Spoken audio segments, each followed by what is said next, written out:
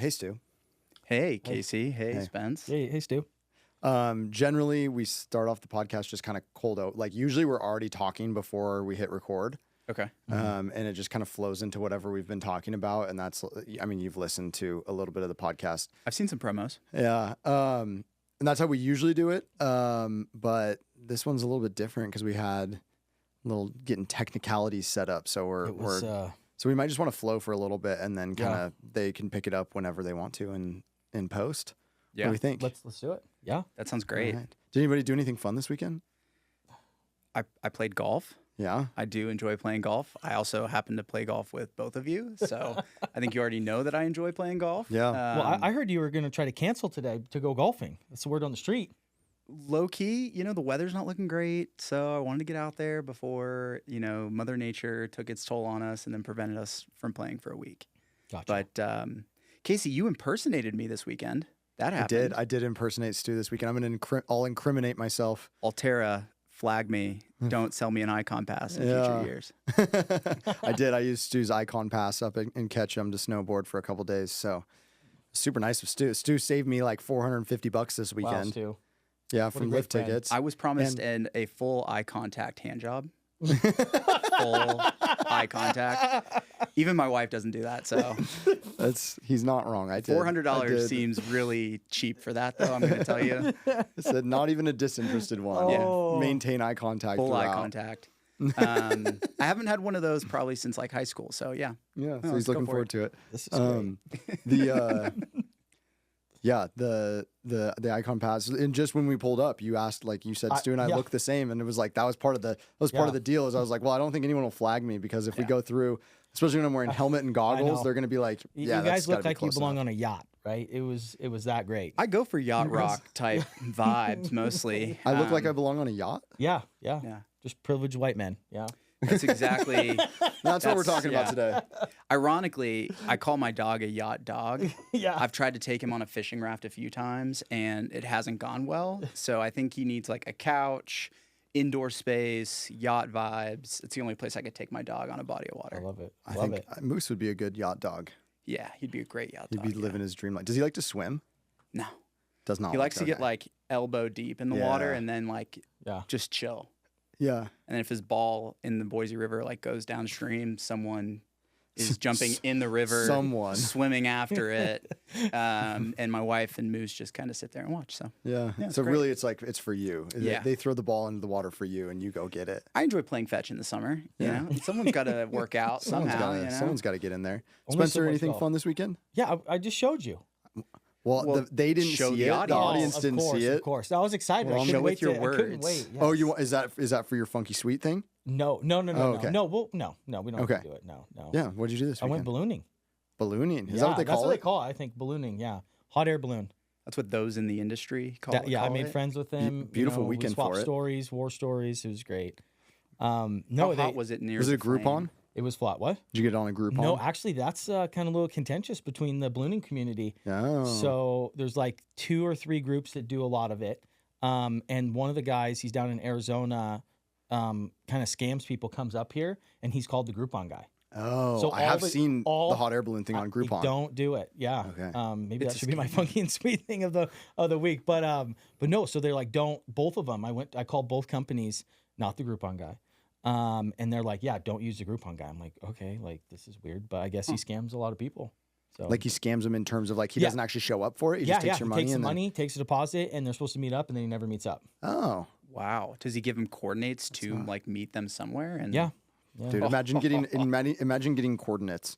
Wow. Yeah. It's like a You just treasure like, hunt. does he give coordinates? Yeah, it's like It's a a latitude and scavenger. longitude. We'll see you there. That's where we'll be. If I got that in an email, I don't know if I would be pissed or so excited to get like specific latitude, longitude coordinates to a spot. No, all I got was meet at the Rib Shack and Eagle. You know, That's easier. I was a little skeptical, right? I'm like, why are we meeting at a Rib Shack? But To eat ribs before you go after. no, that was the breakfast burritos after. Okay, nice. Yeah, nice. So this guy, he used to own the Rib Shack, and then he sold it, and then he's done ballooning for like 35, 40 years. So Wow. met him at the Rib Shack, and then we drove to Meridian down Eagle Road, and literally in a parking lot lit that balloon up, and threw a balloon up to make sure the wind was right, and before you know it, we're up in the air. What do they do if the wind? If do they just refund you if they can't fly that day? Yeah, well, they just pick another date, right? There's guys, we can't go. Usually it's the day before. He'll know the wind, but yeah, he was out there with a balloon, had like a little light in it, lets the thing up, and just it literally shows you where you're floating for the day. Oh, so we ended up seems very scientific. Yeah, yeah, right. I was like, I'm sitting in the car, I'm like, okay, seems about right. That's hilarious. I don't know if I could do that. It's cool though. I mean, how were like the heights factor? I'm like I don't love heights. So it was like being in that basket up in the sky. Well, you're in a wicker basket, yeah, up about, I think the max you can go is about 14,500 feet before oxygen. Yeah. I tried to get him to go to 14.6, but he wouldn't do it. We got about 5,000 feet. I don't think you need to be deprived of any more oxygen. Yeah. And you, No. Thank you, Stu. Should I call you doctor? Doctor Stu. My father, brother, uncles are all physicians. So, okay. So, but no, don't call me doctor. Yes, sir. That would be my father. Dr. Block. Dr. Block. Well, this is Rooted in Idaho, episode whatever it is. It's one of them. Yeah. Real people, real stories, real Idaho. Look at me. You got it. I do got it. Nailed That's real people, real stories, real Idaho. That's right. Yeah. I think you two are a very good personification of that. Thank you. Yeah. Thanks, buddy. Why don't you tell us more about that, Stu, before we get into this? What, you want to just expand glaze on us? that. No, I just want to understand. Tell me more. Yeah. I think you guys are both like hustling in your respectable fields. One thing I've really noticed about Idaho is people take a lot of pride in staying local, starting their own thing, entrepreneurial spirit. It's very community based here. I mean, I've lived all over the country, and there's just a little bit of a different vibe to Boise where everyone wants everybody to be successful and do something they're passionate about. And I think you both have found your respective passions. Thank you. And I think you guys both do a really good job of being committed to being successful and really following that passion through your businesses and then other ventures. I also think it's really cool that when I hang out with you both, we don't just talk about what you do professionally all the time. Yeah. But it's nice to hear your successes over time and kind of see it grow. So I think that is pretty much what I consider to be stereotypical Idaho, real Idaho. That's awesome. People just out here. Podcast is over, man. I was gonna say we'll use that as our promo. Yeah. Thank you for watching and listening. I just give the people what they want. That's all I'm here to do. Where were we, Casey? Shake it off. Yeah, that was. Let's just have Stu check their pants. Let's just get a pants check. Yeah, let's just have Stu continue to butter us up throughout the whole episode. I know we kept looking. I didn't know to laugh or cry. Yeah, Spencer was getting a little flood. Like he was getting. It's hot in here. Yeah, I don't say a lot of serious things, so when I do say something nice, you should probably take it seriously. Thanks, man. Thanks, Stu. Well, that's we'll frame up Stu a little bit here. So we've got Stuart Block as our guest today. Stu is one of my best friends, great personal friend of mine. Also just a fun dude to have around, and also pretty successful in his own right. Grew up in Pittsburgh, Pennsylvania, where he lived for the majority of his life before moving down to Gainesville, Florida, attending University of Florida. Gator Chop. Gators. Gators. And then kind of into his career. He has a CPA, an MBA, worked for Ernst & Young for a while. Sure did. And then kind of started his own consulting business here in Boise. And Breakneck Pace, we'll get into this story, but Breakneck Pace built it up, sold it, and currently works for GE. GE Vernova. GE Vernova. They're very specific about that. Very specific. And so Stu's lived in Boise for a while now with his wife and his dog Moose, who you heard us just talk about a minute ago. And excited to have Stu on the podcast and kind of hear his story and his unique takes on Idaho, as you alluded to, having lived all over the country. Thank you. Thanks Stu, for having me, guys. Thanks for being here. Yeah. Appreciate it. Spencer. Where are we at? Ask Stu a question. It's been a day for me. This it was a rush to get here, and now I'm kind of settling in. Stu, I gotta say, I'm sorry about earlier. You're a funny guy. I try. I try, and it's one of the things I like to do is make people laugh. Yeah. And spit. laugh so hard they spit. And I consider that, I don't know if I'm going to take a shower for the next couple of days. I just want Spence juice on me. Oh, God. Spence juice on me. This might be our first rated R episode. I know. TV mature. This is definitely not for 17-year-olds. Idaho After Dark. Yeah. Quinn and I swore quite a bit on that episode with Quinn, but Stu's a wild card. You never know what you're going to get. I'll probably keep it PG in terms of PG-13 the words. fine. The words, I won't cuss too much, but it'll be like when you watch a Disney movie where there's some jokes for the adults, only. Yeah. It'll go right over the kid's head. Well, I guess, Stu, maybe a good place to start off here is just what was kind of your journey to getting to Boise? Yeah. It's a great question. Thank you. Thanks. Great question. Usually when people say great question, I actually saw this the other day. It's funny. They're like, it's not a great question. You're just thinking of how to respond to the question. But that was actually a really good question. So as I mentioned, as you mentioned, I've moved a lot in my life. And it's kind of funny. I mean, I was stationary from 3 to 17 and then moved right before my senior year of high school. And that kind of just gave me the itch to explore the country and such. So throughout my 20s, I moved about 10 times. Wow. And the last of those moves was to Houston, Texas. And this little thing called COVID happened. And I was stuck in an apartment. I'd only been in Houston for about 4 or 5 months, hadn't met a ton of people, was feeling a little trapped, a little landlocked, and had an invitation to come up to Boise by 2 of my really good friends that I've known for, coming up on about 17 years. We met at the University of Florida. We were fraternity brothers together. We lived together. They came out here first, and, right peak COVID, they were like, there's a ton of outdoor opportunities here. Boise's a really great little community. You should come check it out. And so I took that as an opportunity to come to Boise and see it, live here. Christina, my wife, was my girlfriend at the time and came up with me and just fell in love with it immediately. The access to the outdoors, the general sense of community. It's a capital city with all the amenities, but still feels like a small town. And for me, it was the access to the outdoors, that kind of community vibe. I mean, we were lucky enough to be integrated into that community rather quickly. And that's, what really made us want to stay long term, was kind of that community vibe, that a little bit of everything, very healthy lifestyle opportunities here. The farmers market alone is enough for me to stay here for the rest of my life. You guys love the farmers market. We're big farmers market people, eat local, support local.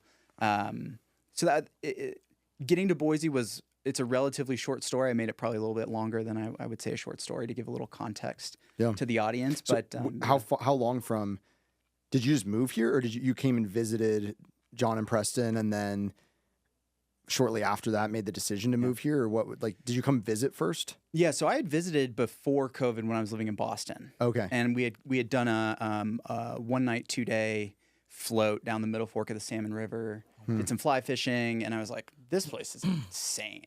Like, this is incredible, and that put it on my radar.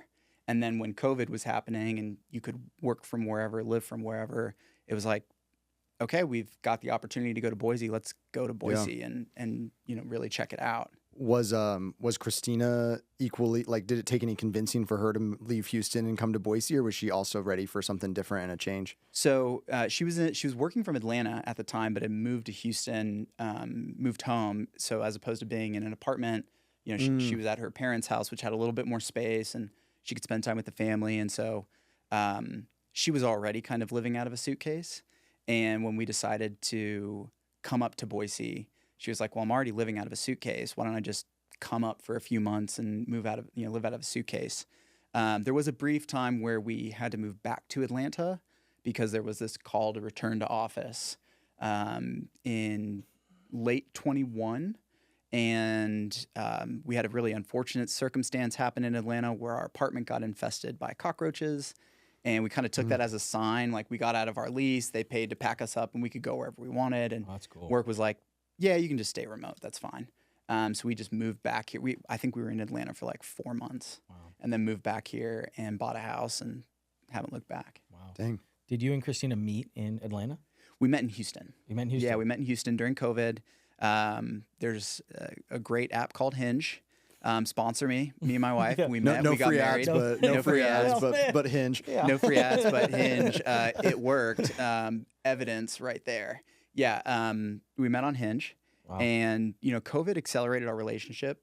Quite a bit. I mean, it was, I actually ended up going to her parents' house and working out of there too, because it was much more spacious than my studio apartment in downtown Houston. And you just get to know someone really quickly when you're spending almost every waking moment with them. And so, we went on a few, I'd call them like COVID dates, before we started hanging out a lot. And it just kind of accelerated everything really quickly. So, we probably dated for 3 months before I moved up here. Yeah. And then, she came up and the rest is history. Dang. That's awesome.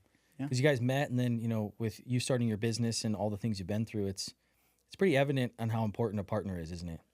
Yeah. I mean, I'll say this, starting my business, I wouldn't have done it if I didn't have her blessing to do it, right? Because, you're taking a huge risk immediately going from, I was at Ernst & Young, then I took a job at Cardinal Health, leading their sustainability reporting. And it was a great salary, stock, bonus, whatever. And I came to her and I was like, hey, I've got this idea. I've got some things lined up. We're going to take a hit initially.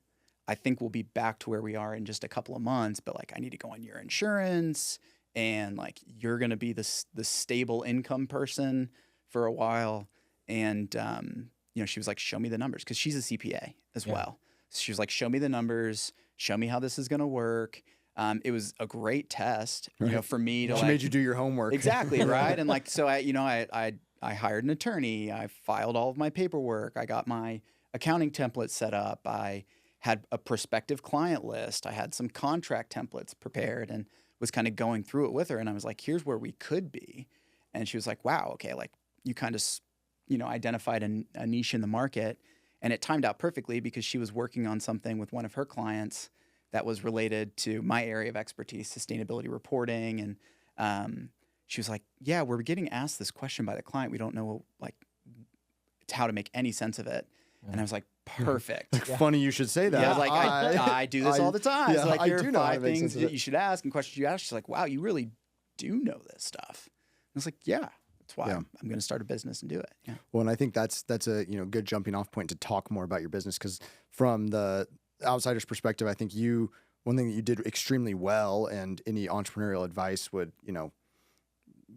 definitely champion this. But you took sort of 2 areas of expertise and found that niche, like you said. Yeah. So maybe just talk a little bit about that, of what you studied in undergrad and then what you did kind of post grad, and how you sort of positioned yourself as this expert in an emerging kind of complex area. Sure. And then use that to build a business. Yeah. This is a long story, but that's great. We got time. I'll work on making it as concise as possible. Gosh, he talks so much. I know. I really do. I would never. Twins. I would never. I really do. Talk I would a never. It's like you tied your shirts are exactly the same color. Love it. Yeah. Mine's a little tighter. Casey usually shops at Baby Gap, so I might be like Baby Gap today. I don't know. I told Stu, wear your extra smalls today. Yeah, please. I mean, I'm looking thick. That's what I'm saying. A little flex on them. Flex on them. No. So, ironically, I went to the University of Florida to become the next Jerry Maguire. I thought I was going to be a sports agent. Man, you would have killed that. I think I probably would have been pretty successful. Yeah. I'm also a sports junkie. When it comes to stats and sports history, I love that. And so I went in and declared my major as sports management. And probably about 6 months into school there, I don't remember what exactly happened in the sports world, but someone got arrested for doing something, and Drew Rosenhaus is on the screen. And nothing against Drew Rosenhaus, but the man hustles, he's very successful, but I was like, there's something morally and ethically, I don't know that I could get in front of a camera and defend my client who did something egregious, right? We hear all the sports stories. Mm-hmm. And so I kind of had that moment of I don't know if I actually really want to do this. And I don't really know that I want to go to law school, and I have no idea what I want to do. And so my dad pulled out the list of majors at Florida and was like, okay, narrow in on what you might want to do. And I was like, okay, well, something in business. And then he was like, okay, well, what's this sustainability thing? I don't even know what that word is. He's like, you should look up the coursework for this specialization, pick the foundational course, pick a book out of the syllabus and read it and figure out if you actually are interested in this thing. And so it happened to be Fundamentals of Sustainability. It was a brand new major at the University of Florida, Sustainability Studies. So I looked at the I reached out to the professor, got a copy of the syllabus, picked a book called Plan B 4.0, read the book pretty quickly over the summer, which says something because I told my mom I read a book, and her response was, I know you know how to read, but like, did you really read a book? Like, you've never read a book in your entire life voluntarily. And there was a chapter in this book about renewable energy. And it said, if we put solar panels on every southern facing exposure of rooftop that's unencumbered by trees, and we lined our coastlines with wind turbines, we could match 100% of the electricity demand of our country with renewable energy. Wow. And to me, that was like, if it's that easy, why don't we just do it? What are we waiting for? And so that kind of sparked that interest. And so I took that class my sophomore fall and switched my major and went all in on it. And later that year, so this would have been spring of my sophomore year, I took a class around the built environment, sustainability in the built environment. And we were asked to research something, come up with a 6-part case study, and present it as our basically our entire class.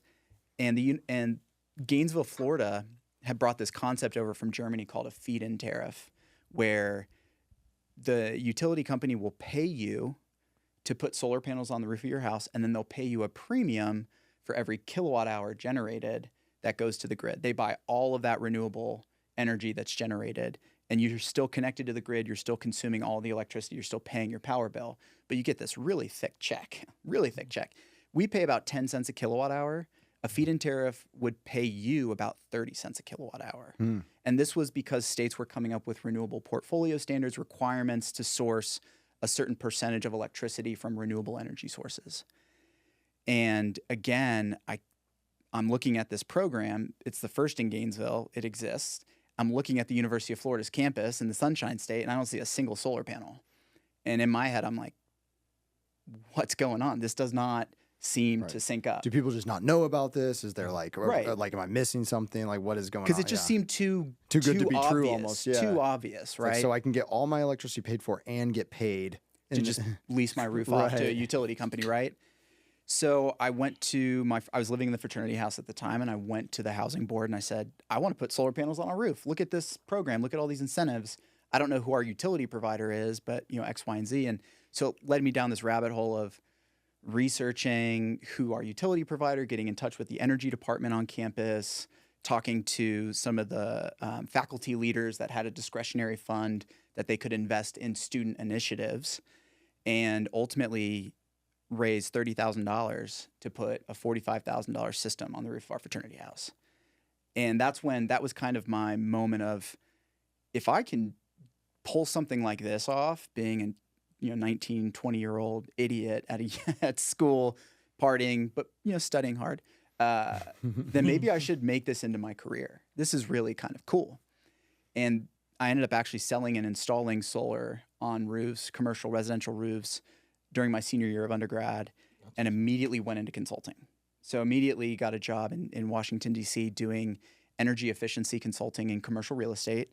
So I was not an engineer, but I had building engineers walk me through these commercial office buildings, multifamily, retail, teaching me, here's how HVAC works, here's how lighting works. And the institutional investors that owned these assets, like a TIA, CREF, or Prudential, Principal, would hire us to come in and provide recommended energy efficiency projects.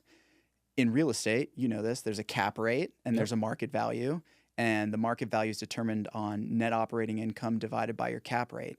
So if you can invest in energy efficiency projects, you can reduce your net operating expenses to increase your net operating income to directly increase the asset value. Yeah, that's a cool thing, the difference between the commercial real estate and residential. Yeah. It's amazing on those exponential things you can do. It's crazy. Right. And so HVAC, if you think about commercial real estate, HVAC's 50% of your utilities, not just energy, but also water. So the numbers started clicking with me, and I was like, this is really cool. And I'll never forget, I was on my first call with an asset manager who had $1 billion of real estate under his belt. And I'm, 23 years old here, like, well, if you upgrade your HVAC system, you can save 50% of your utility costs. And he goes, okay, but tell me, like, why should I do this? And I was like, well, it's also the right thing to do. Think about environmental sustainability, think about resource constraints. Not only would it save you money, but it's also the right thing to do. And he stopped the call and he was like, son, never tell an asset manager or a financial professional to invest capital because it's the right thing to do. You will never, ever get me to invest capital if you tell me it's the right thing to do. In fact, like, this call's over.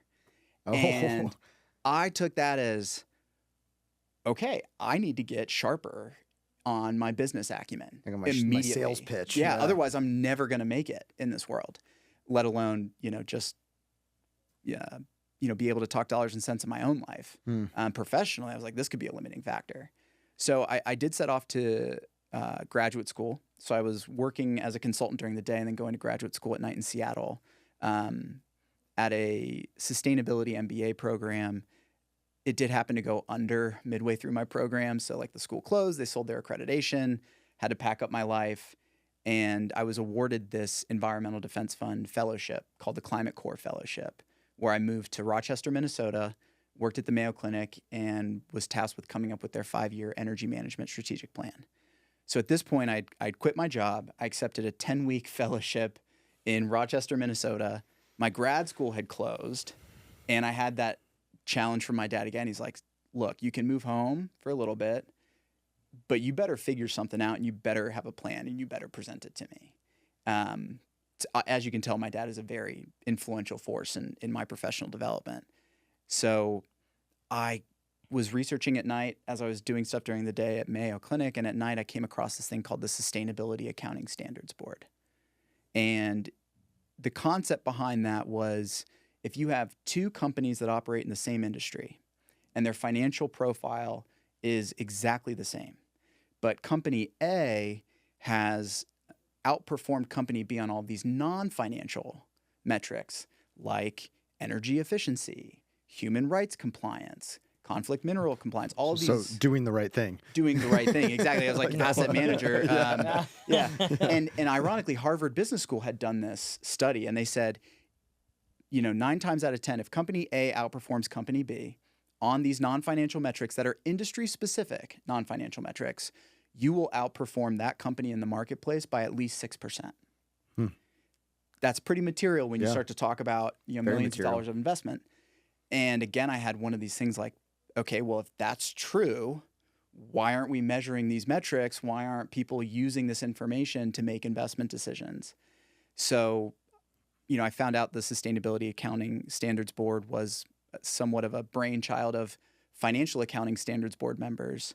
And I was like, okay, well, I need to go back to school and get my CPA license. I need to figure out how to become an accountant so that I can really understand overall measurement, financial statements, but then how those financial metrics and the non-financial metrics are used to then evaluate a company's value. And there was one program in Boston that was an MBA, Masters of Accounting, 15-month program with a 3-month internship at one of the big 4 accounting firms. And everything that had just happened to me in Seattle with my grad school closing, with me leaving my job, I was like, okay, I need some job security. I need a backup plan in case whatever I'm doing doesn't work out. And part of the interview process to graduate school was interviewing at one of the big 4 firms. So I interviewed at PwC. PwC signed off, the grad school signed off. And so I moved to Boston in search of this CPA MBA program. And one of the best parts of that program was the networking aspect, right? So I remember the first weekend I was there, we had a networking event with partners from all the firms. And my audit professor, who I had met during my interview, was like, oh, I remember you're into sustainability, ESG. And at that time, like, this is now 2017, okay? So sustainability is still not mainstream. It's still not a really well-known term. Even in 2017. 2017. The term ESG wasn't created until like 2020. So it's like the government made these boards and they just sat there and hovered and they just didn't do anything. They sat dormant in a way. Yeah, a little bit. It was a voluntary board, right? So they were coming out with all these standards, like it existed, but no one really knew about it, right? When did like the carbon accounting like requirements go into play for like companies of a certain size? Like what year was that? Was that under Obama or was that on? So it's a really good. That's actually a really, really good question.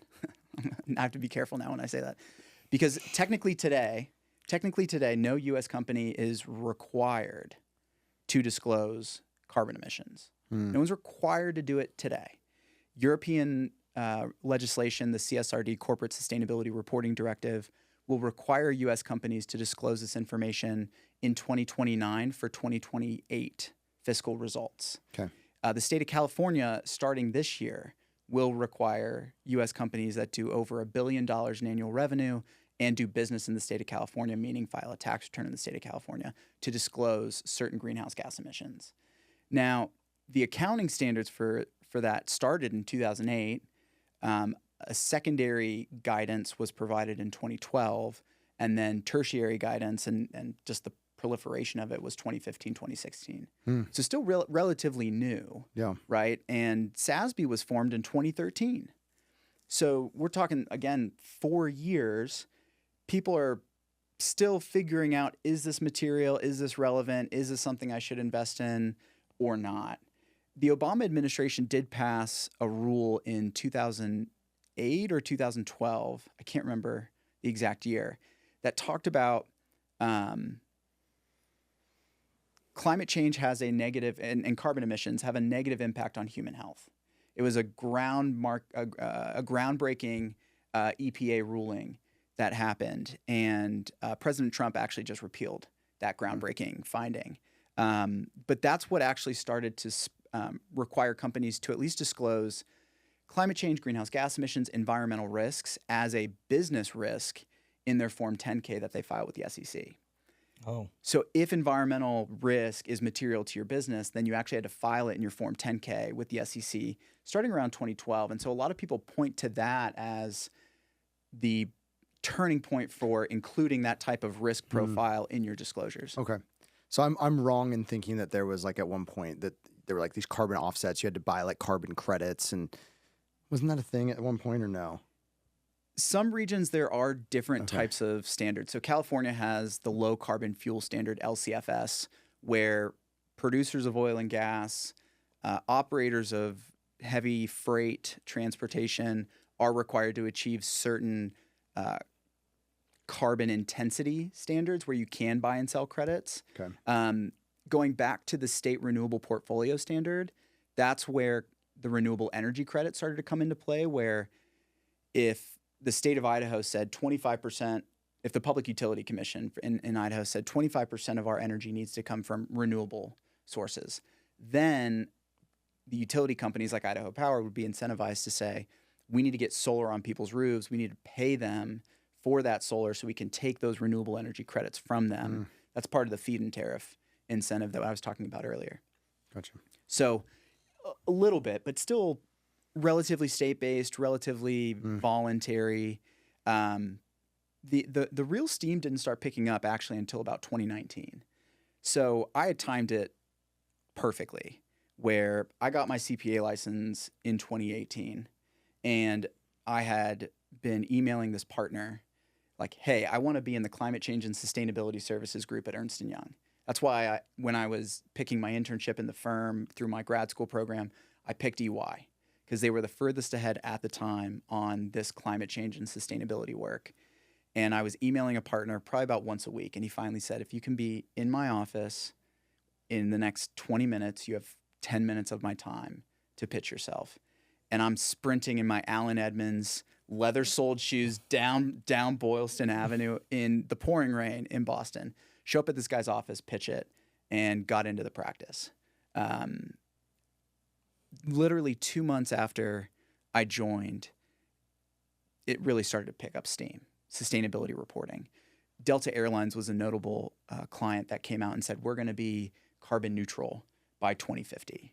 And again, it's, okay, Delta Airlines, air travel, you are a greenhouse gas emitting behemoth. Like, right. Yeah. you cannot operate without emitting greenhouse gases. What a goal. Yeah, seriously. I was like, that is bold, right? Yeah. And then more companies started coming out with that. And then more companies started coming out with that. And then right around 2019, when COVID happened, the world kind of paused, but then this term ESG pops up. And everyone's like, what's ESG? And ESG is an acronym that stands for environmental, social, and governance. And it was really a term created to take all those non-financial metrics that I talked about from SASB and bucket it under this terminology that gave it a home in corporate America. Yeah.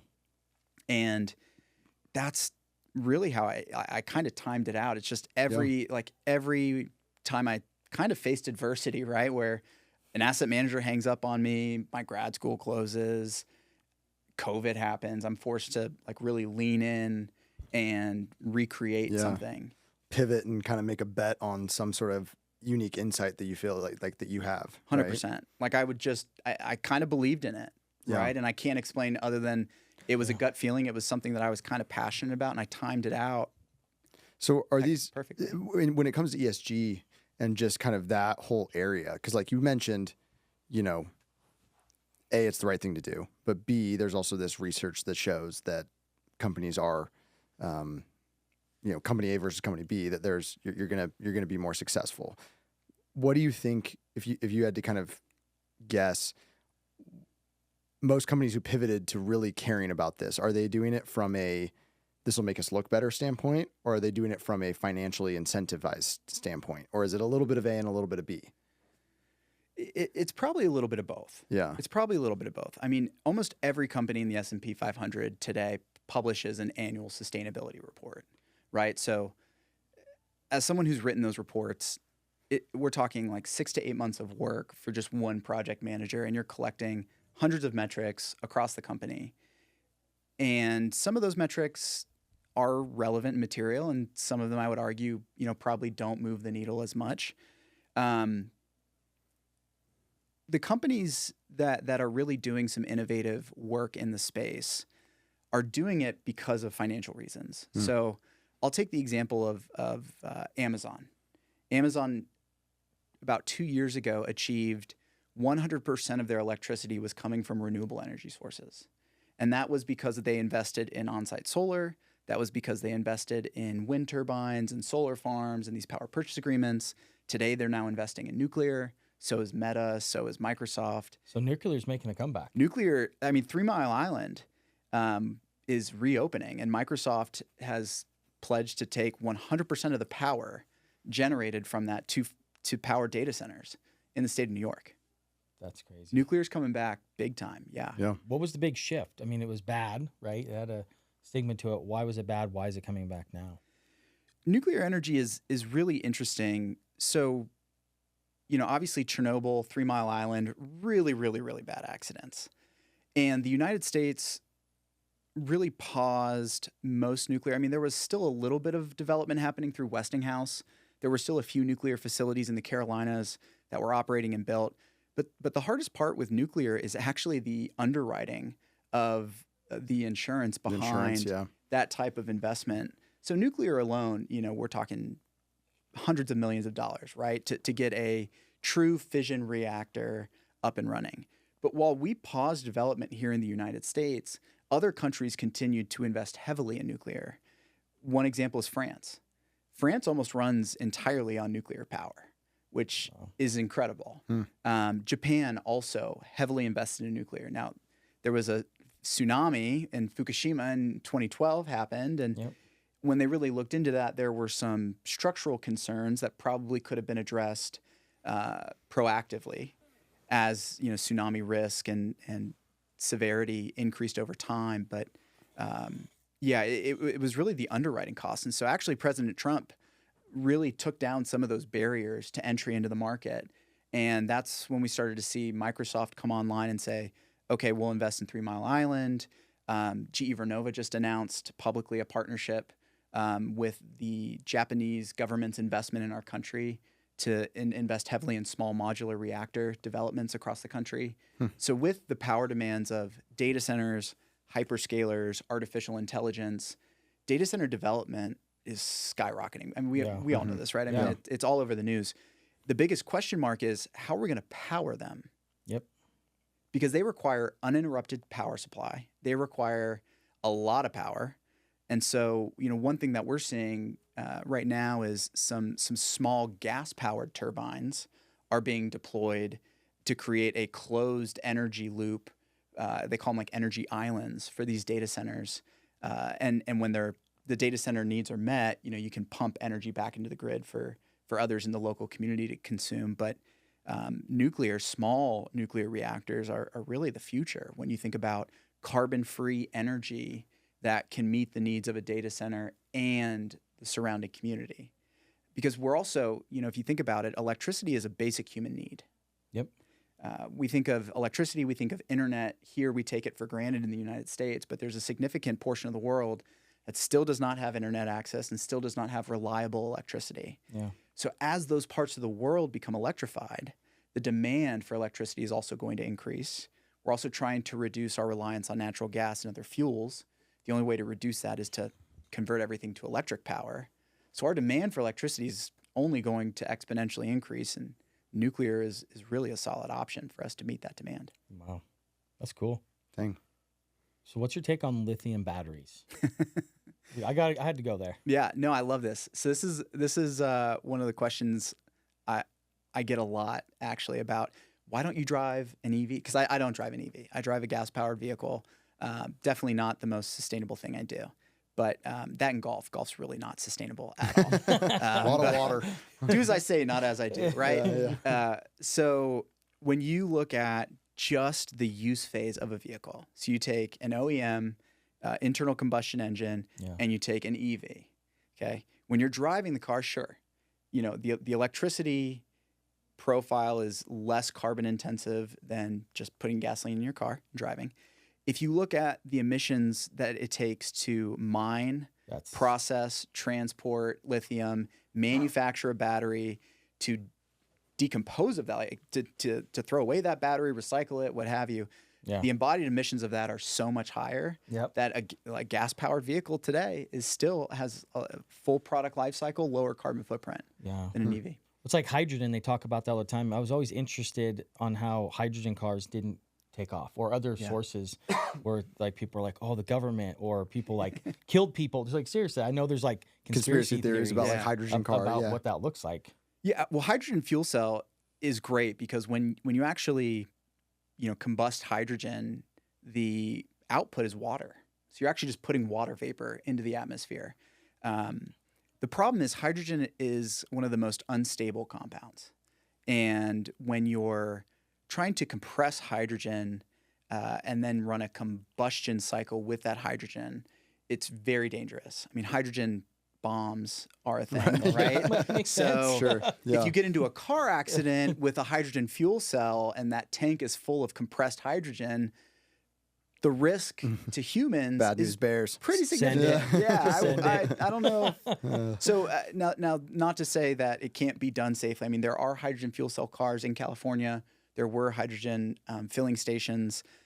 Still don't think it's probably the most realistic solution for us today. Yeah. So going back to your story a little bit and how you got from kind of identifying this niche and positioning yourself to be part of EY's, leading edge kind of frontier into that space. You're then working for EY. You said you went to Cardinal Health for a little bit before kind of starting your own thing. Yeah. So what did that transition look like, and how did you end up starting your own company in the space? Yeah. Besides pitching it to your wife and doing all your homework and getting the green light. So in 2022, the SEC announced they were going to come out with a rule that required climate disclosures. Greenhouse gas emissions, climate risk, climate transition planning. You were going to be required to disclose the information. It would be standardized. It would have to also undergo third-party assurance, just like financial statements undergo assurance from an auditor, like an EY. So would this disclosure in your SEC filings annually. And that was the triggering point for a lot of companies to say, oh my gosh, I need to create this role called the sustainability controller within my company to oversee the process of data collection, measurement, conversion, and disclosure. And I left EY, but I maintained really good relationships with my clients. And one of them called me and said, hey, we need help. And you're working remotely. I'd love to hire you. I can't hire you remotely. We're returning to office. You should start your own firm and help us get ready for an audit and improve our efficiency around data collection, develop our controls. If you started a firm, like, I would hire you to do that. And I was like, seriously? She's like, yeah. Like, wow. Tomorrow. And it's a big company.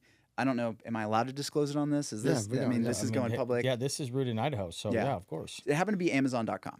Oh. Okay. A little bookstore. Little online bookstore called Amazon.com. Oh, man, Uncle Jeff. No, Jeffrey. Thanks for my house. So that had a lot of clout, right? Yeah. And, my wife's like, well, put out some feelers. See if there's more than just one person who would look for this demand. And so I called a few people, and sure enough, there was a movement. A lot of people were leaving corporate sustainability and starting their own thing. But I didn't really see anyone doing accounting, like greenhouse gas accounting and assurance readiness. And at Cardinal Health, it was my first time in corporate. I'd always been a consultant or an accountant. And on the Cardinal Health side, I got experience building their internal control framework for sustainability reporting. And I was like, I know I can do it now. I've done it as a consultant. I've done it as an auditor. I've done it in corporate America.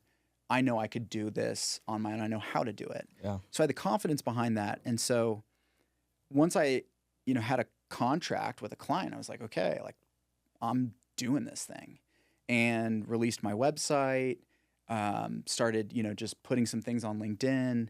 And sure enough, it went from one client. Day one, I got an inquiry from someone who became my second client.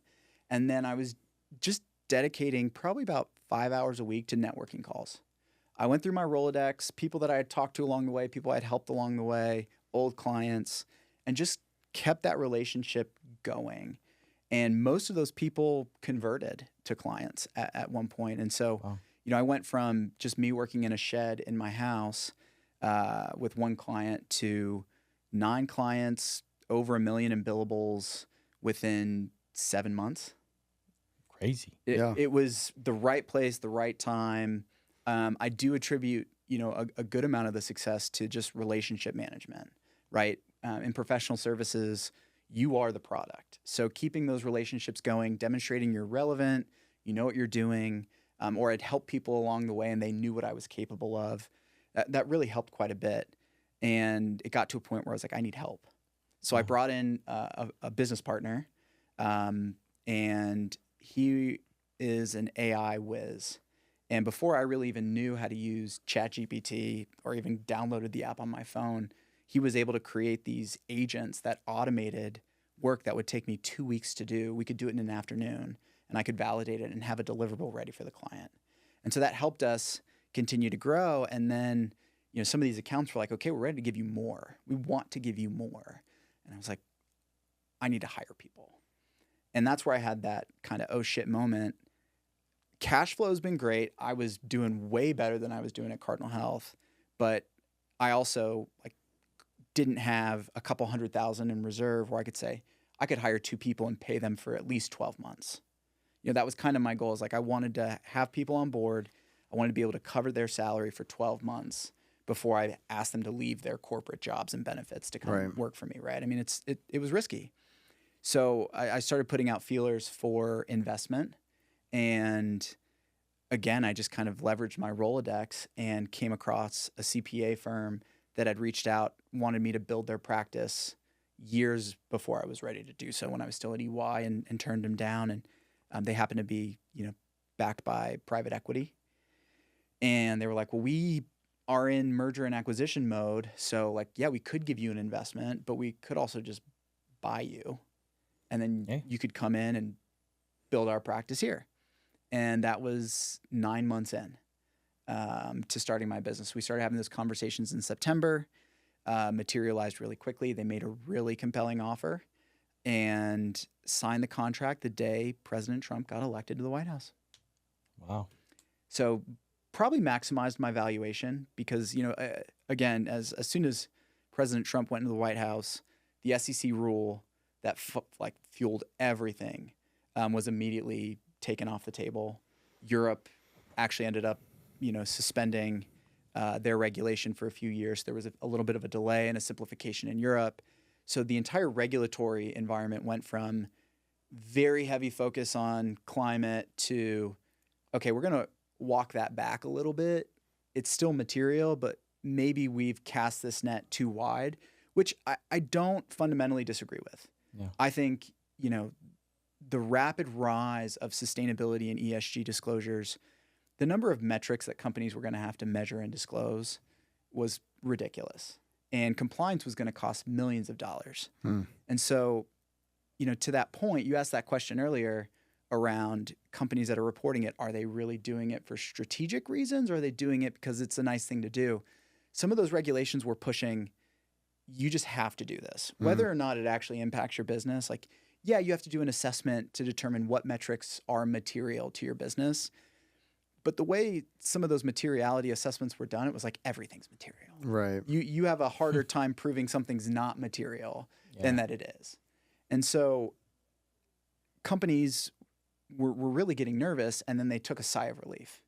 And they said, okay, we don't really have to do this. And professional services in this space is in a very dire position right now. Companies are delaying a lot of work. They're expanding a little bit on their in-house capabilities to say, okay, now that this is much simpler, we think we can do this in-house. Now that this isn't as new, okay, we think we can figure it out on our own. Yeah. Wow. So professional services took a 180 in the space. And you got out right before that. I literally got out. 0 to 9 months, sold it. Now you golf every day. Yeah. Wow. I still work. GE Vernova, thank you for my employment. No free ads, but GE Vernova. No free ads. And it's great because I will say, after that experience, right, and going through a transaction, going through private equity pressure, it was not the best experience, I will say. And after talking to a lot of folks that have gone through acquisition as a small business owner, getting acquired, having private equity in the background, pushing growth, it's incredibly stressful. And there are certainly a lot of things that, I probably should have done differently, wish I would have done differently during that transition. And I look back on what I went through, and I will never say, like, I shouldn't have taken the deal, I shouldn't have done that, because I am where I am today because I made those decisions. I think the way I just handled some relationships, the way I could have calibrated some expectations, probably would have made the transition a little bit smoother. I stayed through the required time frame for the deal, and then exited the company that bought my firm. It wasn't a good fit. It didn't end up working out in the end. Yeah. And, I do want people to learn from what I went through as a small business owner, took that rise, took the payday.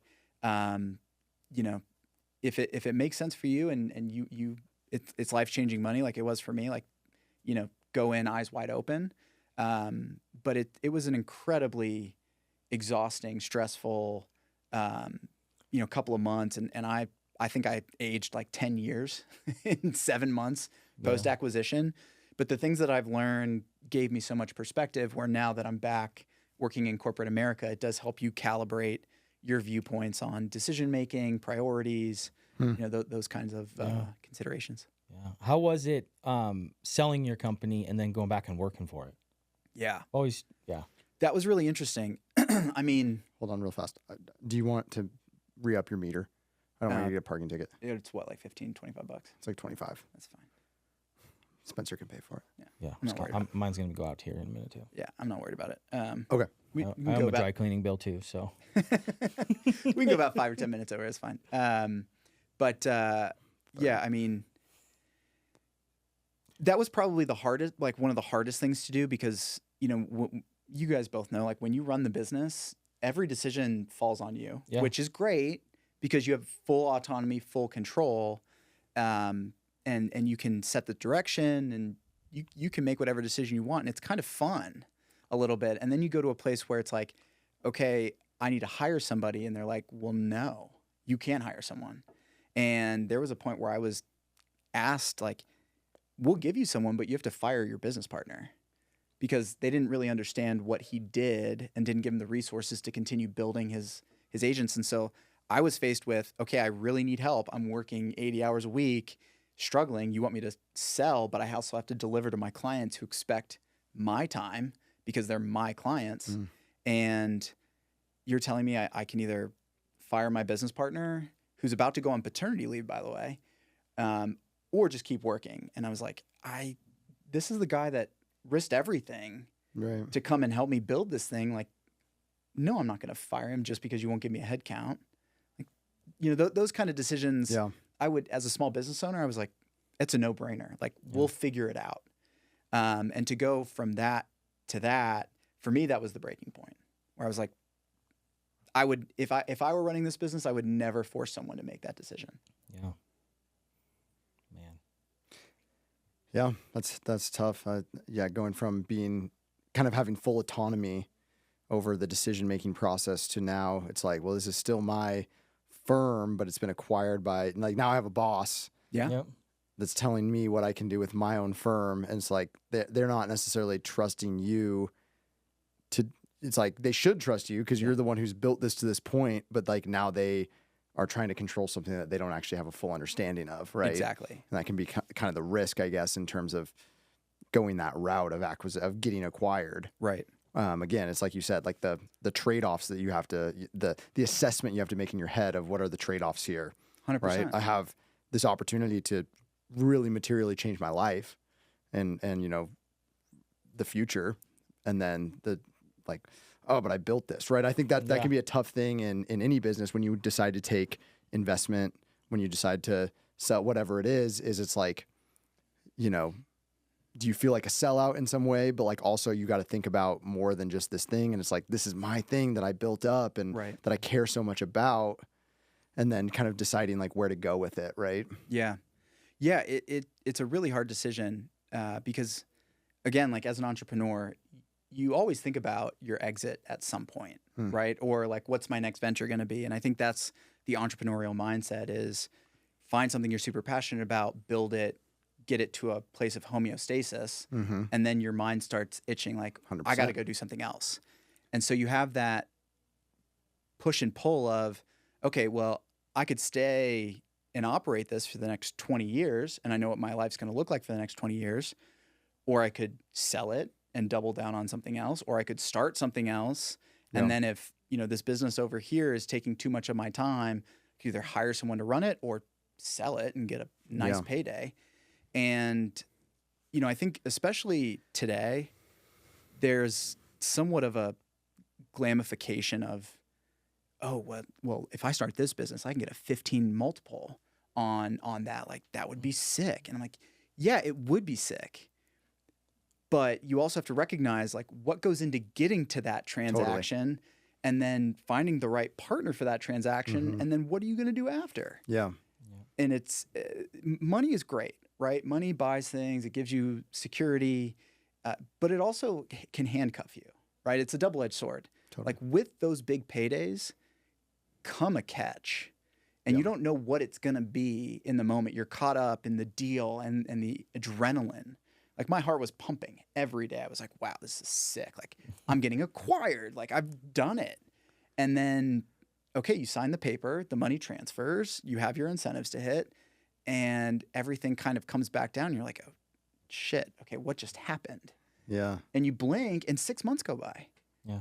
And that's kind of what happened. It's probably, I mean, there are certain lessons in life that you have to experience to really get it probably, right? And like there's so many cliches or whatever that you're told over and over, you know, money doesn't buy happiness, money, you know, all these people who have ostensibly made it, right? And they're wealthy and whatever, and they'll tell you like money's not everything, right? Like it's whatever. And everybody is like, nah, that can't be true. Nah. Like, I don't believe that. Until you get, until you get to that spot, and then you're like, oh, I see. You know what I mean? And like it's also easy to say when you're sitting on a couple mil, right? Like, you know, you say that to someone who's sitting on a couple mil, and you're like, Okay. Like Emma Watson, I saw an interview with her the other day, and she was like, I don't do a job if it's going to cost me my peace. And I was like, okay, like, great. You also made like 20 to 30 mil doing the Harry Potter movies. So like you have that easy luxury. for you to say. Yeah, exactly. Now I love the concept, but you know, and not everybody wants to be rich in this world. Like some people are very happy with stability and not accumulating significant amount of wealth. I would say like I was never someone who was money driven. I still don't think I'm money driven today. Like I want my security, but we talk about this, right? It's like, oh, I can go out to eat and I can order anything on this menu and it's not going to financially cripple me. Right. I've heard that that's like, there's like 3 levels of wealth. And like the first level of wealth is like, you know, your bills are covered, right? Like bills are covered.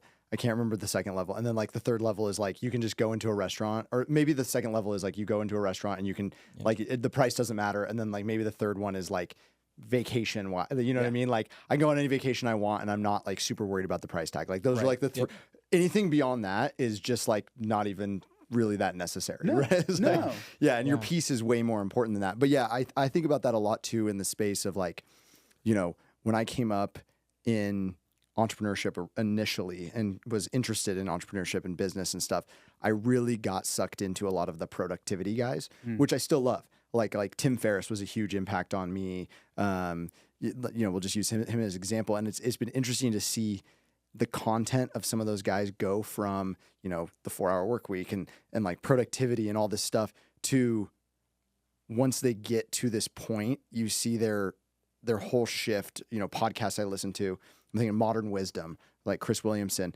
It's like so much of his early content is about how do you maximize, how do you know, be as productive as possible, make as much money as possible, do all this stuff. And then once they kind of achieve a little bit of that, it always goes back to how do I find as much peace as possible? How do I find as much like just enjoyment in the moment? And it all shifts back to this like, oh, maybe being productive all the time isn't actually the most important thing. Maybe we're supposed to enjoy the ride a little bit. And like, how do we balance those two things? And I think that's the key thing, balance. Yeah. Right. I used to hate that word. I mean, it depends on where your goals are, right? Yeah. You know, and balance doesn't mean that it has to be all right now. You know, it can be the first, you know, year in your case, right? It was unbalanced. You worked your ass off. You did all these things, and now it's balancing the other way. Exactly. Right? Yeah. And now, you know, I talk a lot about everything besides work. You know, I don't. I enjoy what I do. I do it for a great company I'm aligned with their mission. Like we need to decarbonize, measuring their greenhouse gas emissions. Great. But I put boundaries on my time now. And, you know, I want to make sure in the winter I can go snowboarding. In the summer, I can go golfing. I can spend time with my wife and my dog. Now, granted, it's easy for me to say, right? Like I'm sitting on some money and I don't have to worry about that kind of stuff. But I would say if you're achieving the level of, you can walk into a restaurant, you know, take your family out to dinner and not worry about the bill. If you're like, man, I would love to drive a Maserati. Okay, great. Just know that it's going to come with some costs. And just go into it eyes wide open. It's okay to have that goal. It's okay to want to be wealthy. Totally fine. But I think what's really interesting is when you look at entrepreneurs like Musk, for example, or Sam Altman, they're not driven by money. Definitely not. No, they just happened to make a lot of money because their ideas took off. Right. And I think that's a key difference, right? Like when I started my business, it wasn't about the money. It was about just, I'm really good at this thing that happens to be taking a ride up at the right time and like, let's capitalize on it. I didn't do it because I'm like, I'm going to make a ton of money on this. Well, in some ways, it's also like you want to test your mettle a little bit, right? Like you kind of want to see like, what am I made of?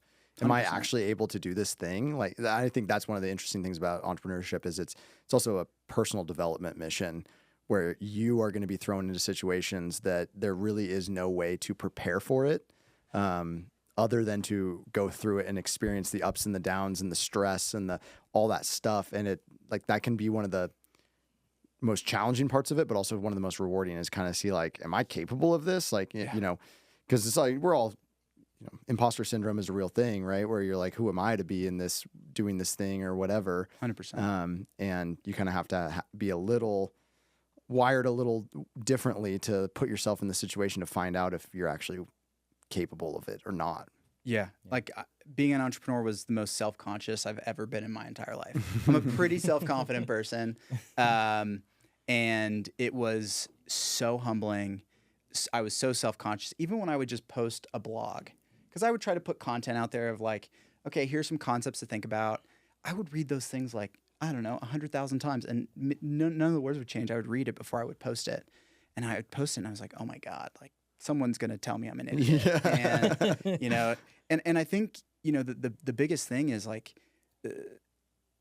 not trying is probably the biggest, you know, I would call like imposter syndrome. Like everyone's an imposter in some way, shape, or form, but that shouldn't stop you from actually going out and doing it and trying it and learning from it. Because everybody has to go out and fail a few times. Look at how many times I failed, right? Like how many times people shut the door on me, how many times I changed something. My grad school closed midway through my MBA and I was stitched with $20,000 of student debt. And I'd quit my job like a week before that and had this 10-week fellowship. Like life could have gone one of two different ways, right? And I think, you know, you learn so much by taking risks. They have to be calculated risks, but you learn a lot through that. And so, you know, again, I think the biggest disservice you can do to yourself is letting that imposter syndrome go from like a thought to a reality. Yeah. Yeah, you just got to work through it. Got to work through it. Got to figure it out. You don't have to. It's a choice, but that's the cool thing about entrepreneurship, right? Yeah. I mean, everyone's an imposter at some point in their life, right? Everyone had to figure it out at some point in their lives. And so you have to put yourself out there. And that is probably the best attribute you can say about an entrepreneur is just that willingness to take calculated risks and try something new, put themselves out there, put yourself out there. So do you think you'll jump back in the game at some point, do something, another entrepreneurial venture, or are you pretty happy with like what you've achieved and kind of, you know, balancing the stability that you now have being back in corporate America? Like, oh, this is kind of nice. Like I can golf and I'm probably too young to be this complacent.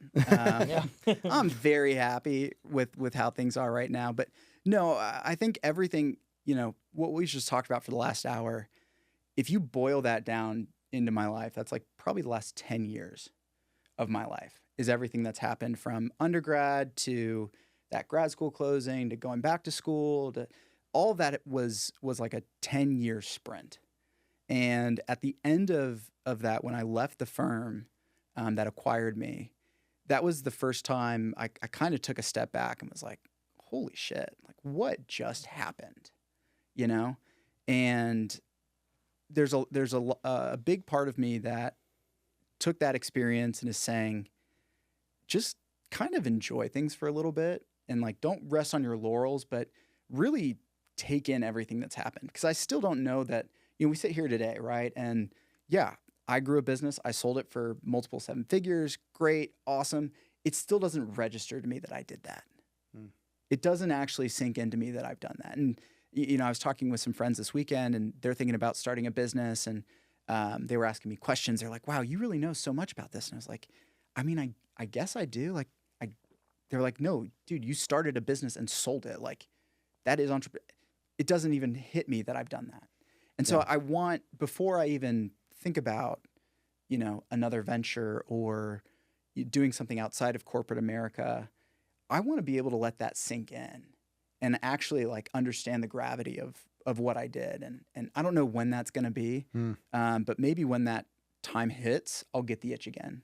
Right now, I don't really have an itch. Yeah. I'm just, like I said, probably too complacent for how old I am, but it's a very fortunate place to be. I mean, I worked my ass off for it and I don't take that for granted, but yeah, I think that's kind of best case scenario though, that you're in that spot where you are a little complacent, but happy with the complacency. Like you're not upset at the complacency. Cause I think that can be the other side of that coin is you're so hard driving that when you do sell, you're like, what did I just do? Like, and you feel very lost. A lot of people can feel very lost when they sell. So the fact that you are, even if it hasn't sunk in yet, you're also kind of like, this is actually pretty nice to not have this going on right now. Like, I think that's good. Hey. That's a good I've always wanted to get good at golf, and I'll tell you, I mean, having the money to get fitted for clubs and like, oh, I can go play as much as I want. And to me, that's the wealth check. Can I go and play golf as much as I want, wherever I want? Yeah, sure.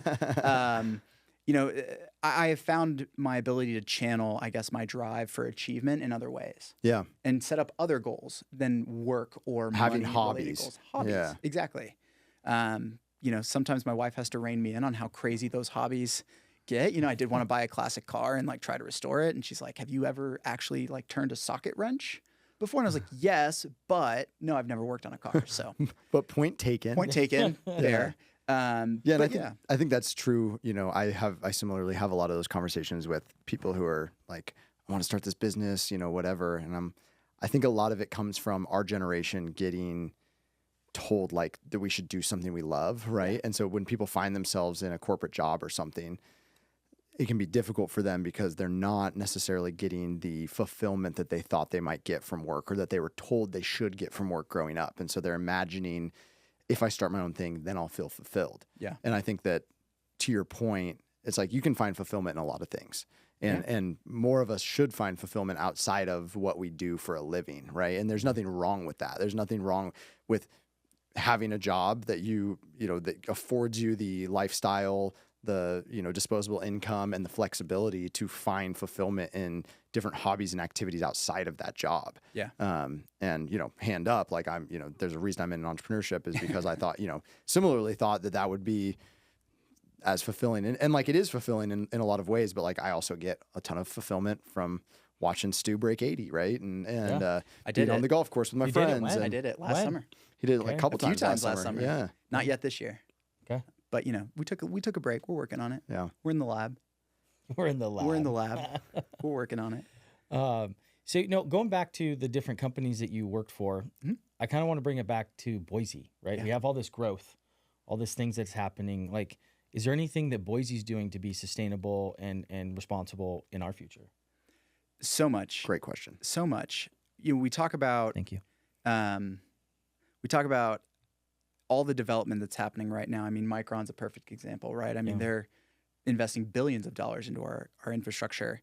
One example I would say that is evident of that would be with Meta and the data center, that they built in CUNA. Part of the deal for them to go and build that data center was investing in water infrastructure. I think that was really important because data centers use a ton of water, right? And I think as Boise continues to expand, there's going to be a lot of stress on our public works. There's going to be a lot of stress on electricity, on water.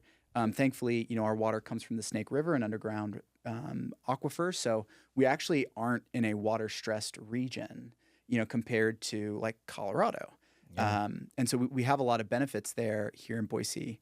And I think one of the things that I also love is the commitment to protecting the nature around here. There will be no more development in the foothills. Sure, there are some houses going on, but I think even just recently there was something put in place that says like no more development in the Boise foothills. Yeah. Which I think is fantastic. So even though we're growing, we're developing, we're not taking away from what makes Boise great, which is the access to the outdoors, the sense of community. I think there are a lot of opportunities right now, and people are certainly taking advantage of those opportunities. I mean, I look at you in your real estate business, the amount of people that are moving here, it's a boon. And a lot of the work that you also do in some of that like corporate relocation, people need to figure out how to do that, and working with someone who knows the area can help them get better acclimated and integrated. Families, kids going to school. I think, all of that development is really important. And so, I think Boise's doing a really good job of staying true to who they are. Yep. Not forgetting that. I think we're also very heavily powered by hydropower. Lucky Peak and the reservoir and the dam. A lot of hydroelectric electricity is coming in. So we have very low carbon, affordable electricity, some of the lowest electricity rates in the country. Yeah. We're like, what, 2/3 per kilowatt less in California? So, I mean, significantly. Yeah. And that's why I see a lot of people coming when I talk even about utilities, cost of living. Yeah. It's insane. I think the price per kilowatt hour in California is getting over like upwards of 30 cents for residential. And here it's like 12 or 13. Yeah. So roughly. Yeah. You're spot on. It's really great. And so, I think you look at what's happening in Boise, and some new restaurants are popping up. Shields came in. That Shields is like a freaking carnival in there. Have Oh you been? That's I incredible. can't go in there. I went in last time, bought 2 guns. Yeah. I have to stay away. I mean, you can't walk out of Shields for less than like $500. And if you do, you've done maybe $5,000. I don't know. But yeah, actually, that should be the wealth test. Walk into Shields, you can buy whatever you want in Shields and come out of there. But no, I think Boise's doing a really good job of staying true to what has made Boise a community, despite companies like Micron growing as fast as they're growing. Yeah. There's still a focus on, okay, we need to balance development with nature. We need to balance population growth with sense of community. Yeah. It's a tough needle to thread, but so far I feel like it's mostly been threaded. Yeah, it's been really good. I think what'll be interesting is probably the next 5 years as Boise State gets into the Pac-12 and those TV rights are going to bring in, I think over the next 5 years, it's going to bring like $1 billion of additional money into Boise State and the community, not to mention, all the travel from some universities that we haven't seen before. That's huge. I mean, you look at companies like Clearwater Analytics that are growing. You look at companies like Micron. Albertsons didn't merge with Kroger. That was huge for the local community as well. I mean, that's an Idaho based company. And so all of these businesses are doing great. I think more businesses, unfortunately, are going to see Boise as an opportunity to grow. I think Meta with the data center. I know Amazon is growing a footprint here. I wouldn't be surprised if Google and Meta, both kind of expand their development into the space with what's happening in AI. Boise's a great place to live. Like, I don't know, but I was just talking with some distributors, and they were talking about how Boise is increasingly becoming a distribution hub too. Yeah. So a lot of trucking companies and distribution centers are starting to well, it used to be a pass here, right? I mean, to Salt Lake or to Seattle, and now we have that's a regional hub. Yeah, a lot of commercial guys I'm talking with are seeing a lot more of the dirt being turned into yards for trucks. Yeah, and for those centers and travel centers and stuff. I mean, the old Boise Mall just turned into a massive semi truck dealership, right? And you're like, what's going on here? So. Yeah. Well, Stu, to tie a bow on this episode, you've lived in a lot of places. We touched on a handful of them, and we probably missed a few along the way. But sure did. I know you've already talked a lot about what you love about Boise, but just to bring it back, I mean, I growing up here, it's always interesting to me when people have moved here from different places and lived in objectively cool places. Yeah. Right? You've lived in some objectively cool cities, whether it's Seattle or Boston, maybe not the Minnesota place so much, but, Hey, Rochester, Minnesota is cool in its own right. Washington, D.C. Yeah, Gainesville, Florida, Houston, Washington, D.C., Pittsburgh, right? Houston, Atlanta. So, you've lived in all these crazy cool places, from insider's perspective, those are cool places to live. And yet you've decided to make this your home. What do you think, what does it boil down to for you of staying in Boise and making that decision to live here with your wife and, maybe raise a family one day in Boise? Yeah. My wife and I put a lot of emphasis on health, and access to the outdoors is a huge component of health.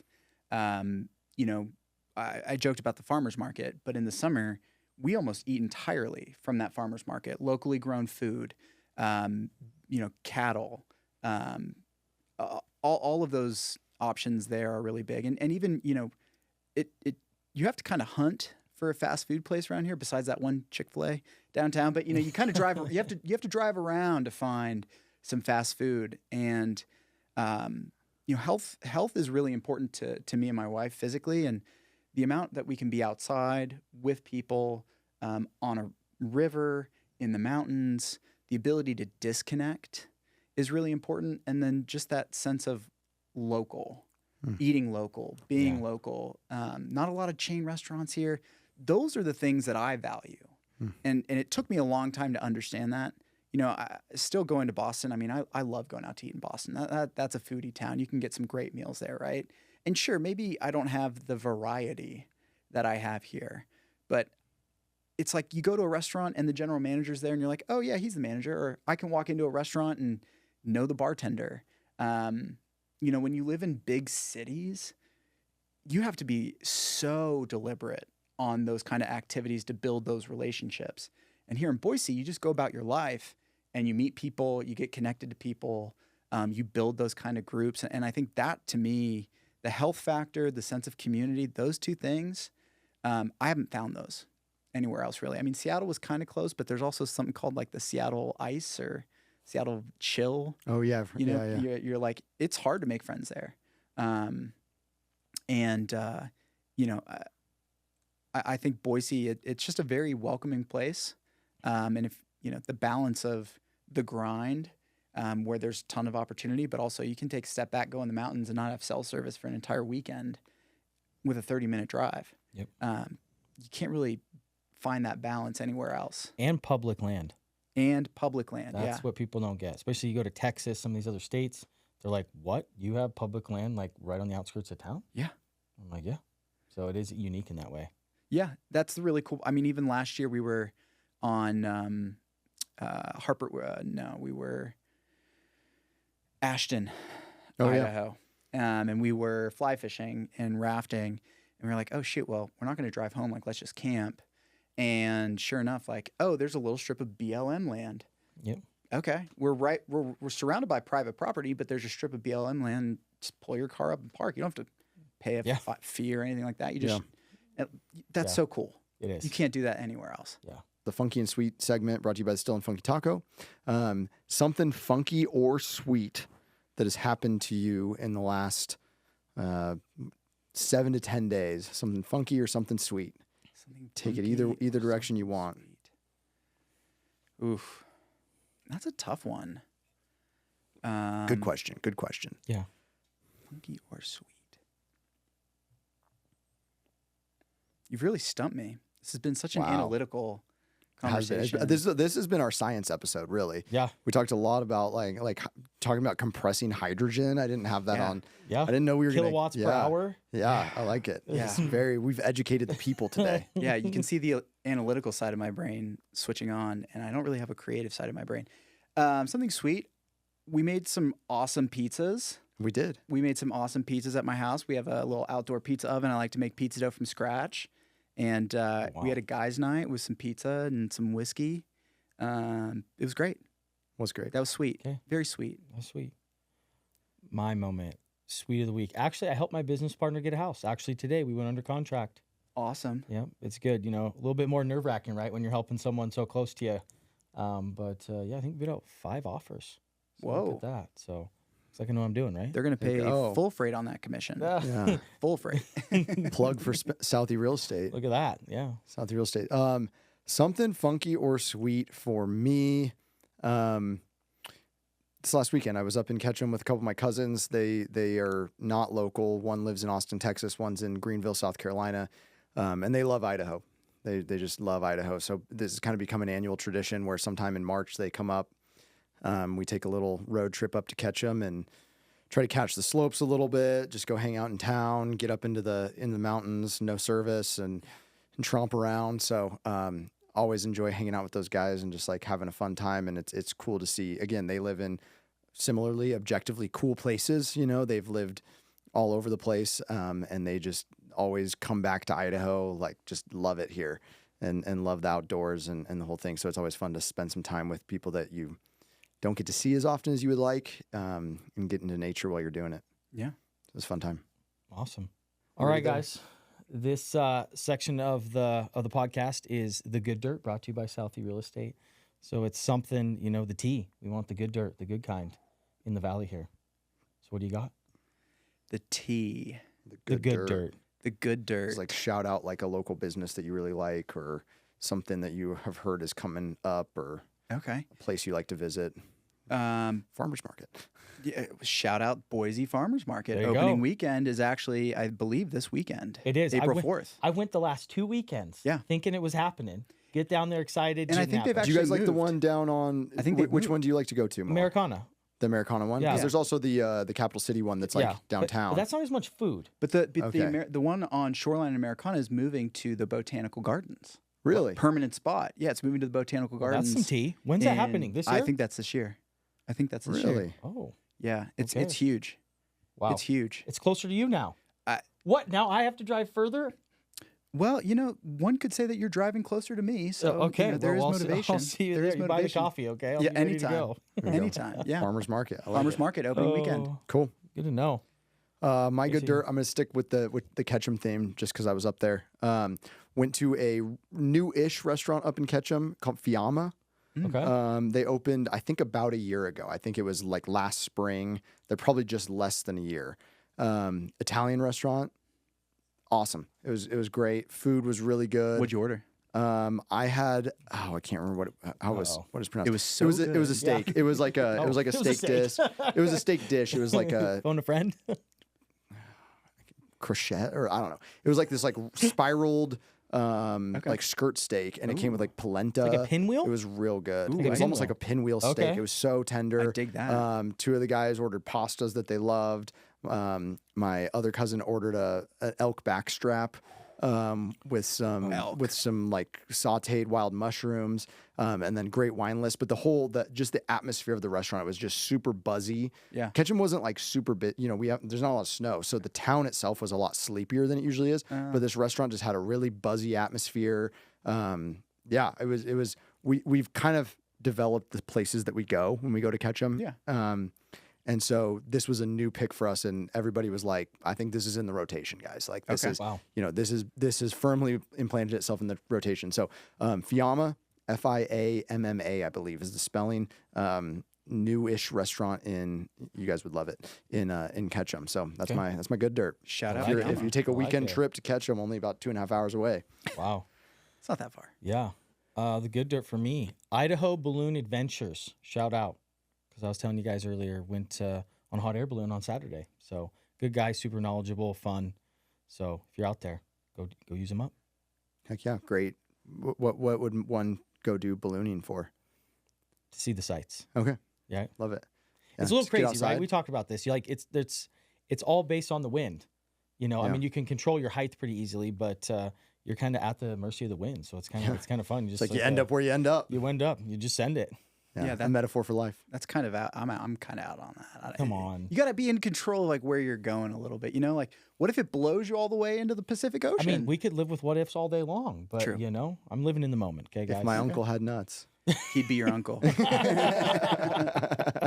no, he's just a good guy, super nice, knowledgeable. Let me fly it, right? And let me go ballooning is what they call it. So heck yeah. Hopefully he doesn't lose his license with you disclosing that, but well, yeah.